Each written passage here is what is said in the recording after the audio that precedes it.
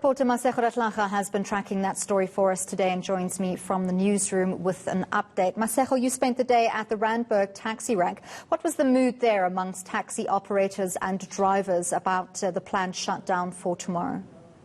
Well, the taxi drivers, Anley, are in support of the shutdown tomorrow. They explained to us that, according to Santaco, when they worked it out, this 1.135 billion rand that is expected to be shared against taxi bosses is essentially going to give each taxi boss 5,000 rand per taxi. Now, some of these taxi bosses or taxi owners are saying that they still owe the banks for a vehicle installment, and that 5,000 rand is not going to do much, especially because they have had to not halt operations, but to do less than they usually would for about 3 months now. So also, according to Santaco, is that this is going to the entire taxi industry. So it's not only the informal taxi ranks, the type of minibus taxis that you'd find. It's also going to your Uber, your Taxify, and all other, taxi modes of transport that people rely on. And they're saying that, for instance, Metro Rail is not operating, trains are not operating. So they're the only ones that have been there for the poor who rely on public transport to get from one place to the next. So they don't understand why they're not being looked after by government. That's what they're basically saying. But with the taxi commuters, Anley, for instance, some of them knew that there wouldn't be any taxis tomorrow, but some of them were not aware.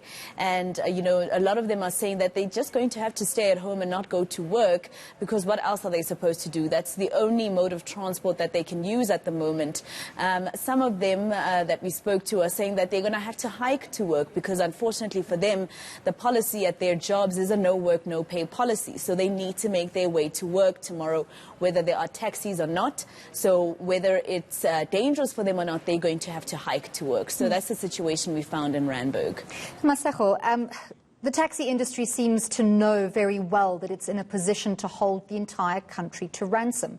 I mean, surely taxi owners and operators know that the whole country has been in lockdown, that there are many businesses.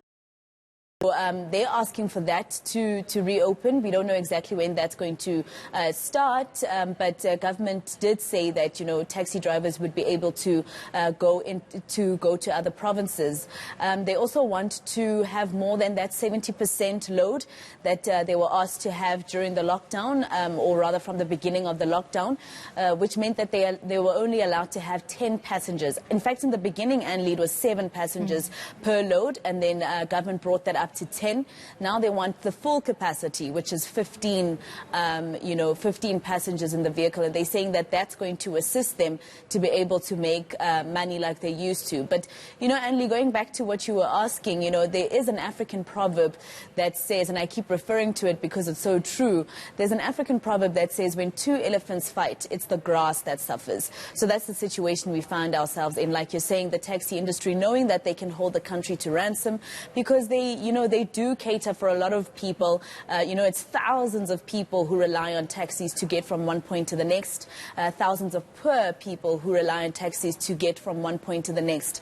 At the same time, government is saying, look, this is all we can afford. So it's obviously then the passenger that suffers. And in fact, the Santaco chairperson, when I spoke to him, Johannes Mkonza, he said that, in terms of the transport industry, making reference to your halt train or your SAA, for instance, when there is anything wrong, your process, your SAA and other modes of transport get a bailout from government, and they even approach the World Bank, the IMF and so forth. But when the taxi industry starts to complain, there is no such thing. But of course, there's that battle with, formalizing the taxi industry so that tax there is also paid. So it's quite a complicated situation. Masego, before I let you go, we know that Transport Minister Fikile Mbalula has asked, and Transport MEC Jacob Amabolo has asked Gauteng taxi operators to put the planned shutdown on pause until the negotiations this week can be concluded. Do you think there's anything that the Transport Minister can say this afternoon when he addresses media that would convince taxi operators to do just that?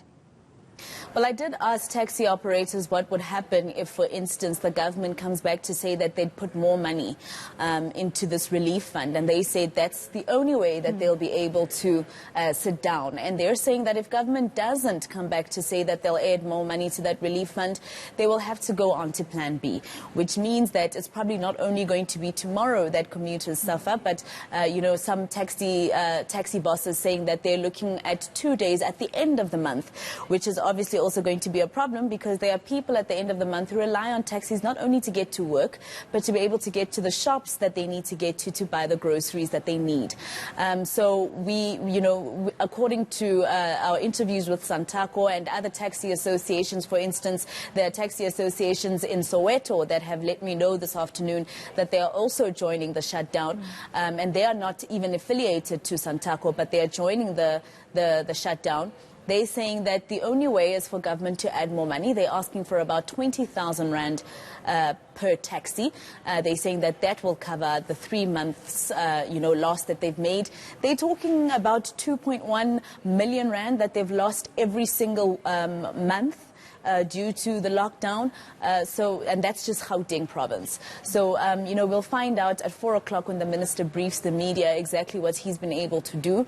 He, interestingly, in his invite to that media briefing, said that it is a rumored shutdown. But a lot of these taxi bosses that I've spoken to since yesterday, in fact, say that it's definitely going to happen tomorrow. No taxi is going to move around, especially in Gauteng.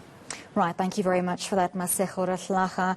I will have to hear what the minister says when he addresses the media shortly.